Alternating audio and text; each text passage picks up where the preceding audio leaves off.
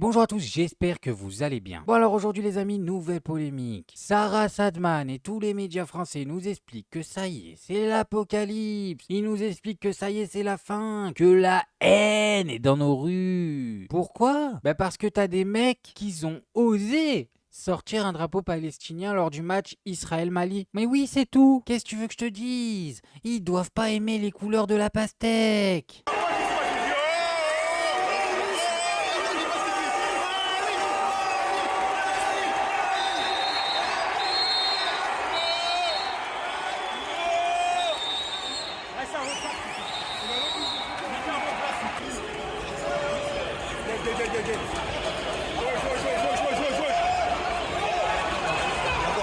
Bon, nous, de notre point de vue, la seule personne dangereuse de cette séquence, elle a une casquette bleue à l'envers. Mais je vous l'ai déjà dit, nous, on est des ignorants. On n'a pas accès à la lumière, les amis. Donc il va falloir qu'on arrête de réfléchir. De toute évidence, on n'en est pas capable. Non, mieux vaut écouter ce que nous disent les médias. Ça, c'est la haine. Ah, je sais pas qui est la personne la plus dangereuse sur ce tableau. J'hésite. C'est vrai que là, on a des profils qui font peur. Alors est-ce que c'est la baba cool qui rigole à droite? Parce que elle rigole. Mais je vous le dis les amis, c'est un rire de haine. Est-ce que c'est la personne du milieu avec sa bouée en forme de pastèque? Peut-être. Non mais c'est suspect. Pourquoi apporter une bouée à un match de foot? Y a pas d'eau. Moi je pense, et je le dis clairement, qu'il faudrait ficher S cette personne. Non mais voilà, parce que là, c'est la haine. C'est l'escalade les amis. Aujourd'hui ça se pointe avec une bouée à un match de foot, mais demain ça se pointe avec des brassards à un concert. Et puis à ce compte-là on s'arrête jamais. Les gens vont se pointer avec un bonnet de bain au cinéma, mais comment on va gérer toute cette haine? Quant à la mamie à gauche, c'est encore pire. Je vous le dis,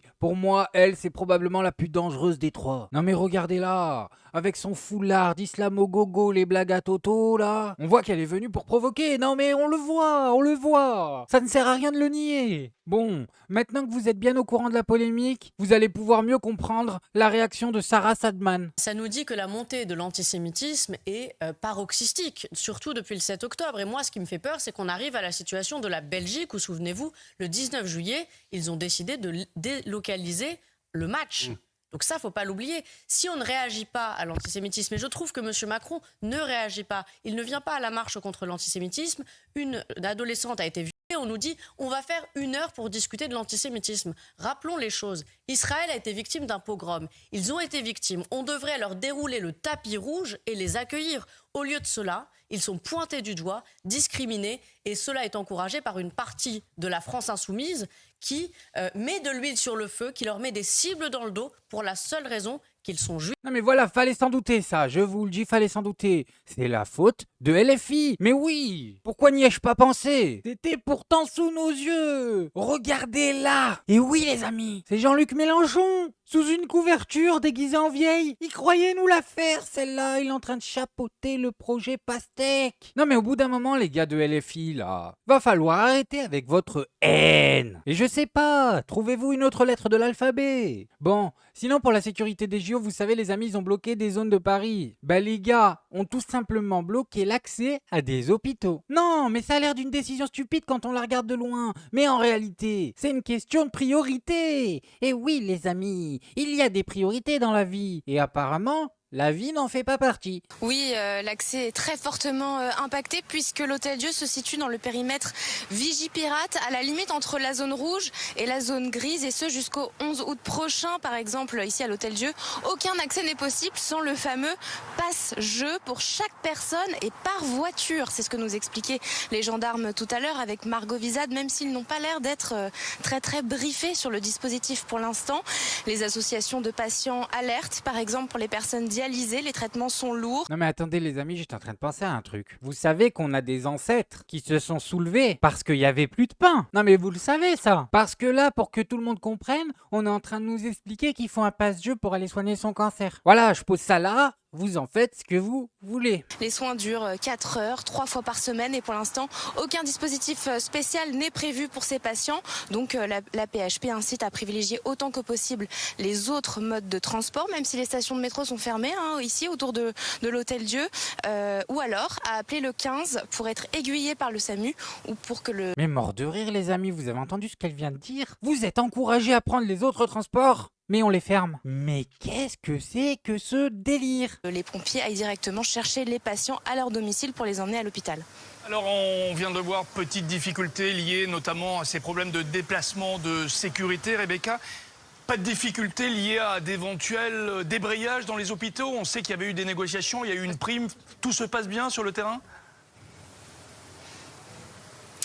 Tout se passe bien, pas de préavis de grève de la part des soignants, même si pareil, ils se plaignent de l'accès à l'hôpital, de certaines voies qui sont barrées sur l'autoroute, sur le périphérique. Et on en profite pour rappeler que les professionnels de santé sont 3000 à être mobilisés pour les 11 000 athlètes attendus sur les Jeux, avant, pendant et après. Tout se passe bien, pas de préavis de grève. Non mais ça c'est notre pays. Les mecs dans les hôpitaux font des grèves depuis 20 ans. Ça fait 20 ans qu'ils veulent améliorer leur situation.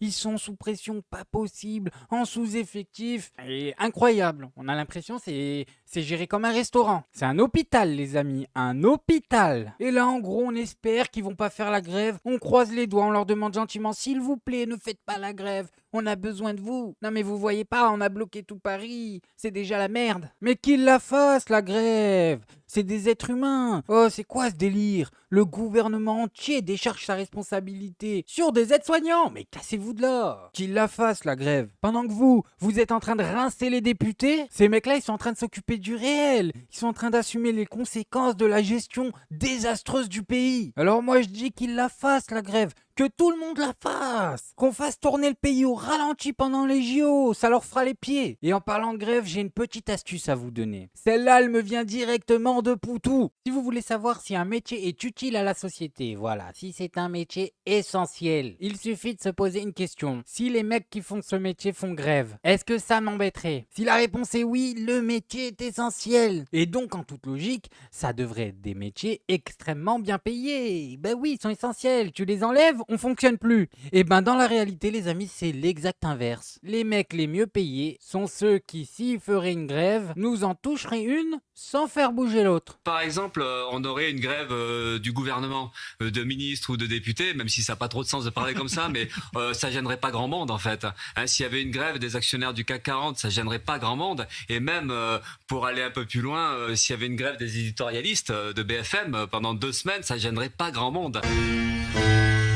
Non mais c'est pour ça que je l'aime trop Poutou. Le mec va sur un plateau et explique aux journalistes pourquoi il pète beaucoup trop haut par rapport à la position de leur cul. C'est de la folie, à chaque fois c'est une masterclass. Bon, sinon pour finir les amis je voulais vous montrer autre chose. Regardez-moi ça, vous allez halluciner. C'est l'accueil de Benjamin Netanyahou au Congrès américain. Speaker, the Prime Minister of the State of Israel.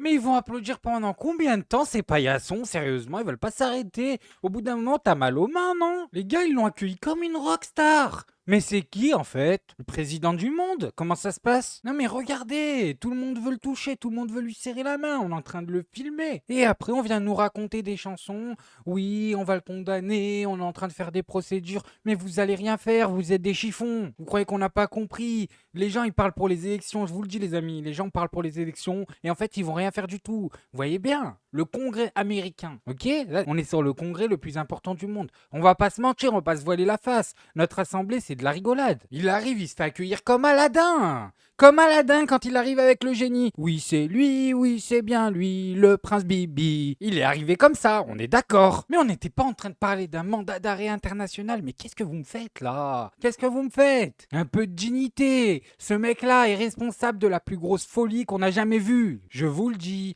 de mémoire d'homme, de personne encore en vie, personne n'a jamais vu ça. Non, c'est trop. Bref, moi je voulais juste vous montrer ça. Maintenant, faites-vous votre avis tout seul. Faites attention à vous, faites attention à ce que vous regardez. Likez, abonnez-vous et n'oubliez pas, le petit com qui fait plaisir. Tu es tout gris et tout petit, petit poney. Poney. Tu gambades dans les prés sans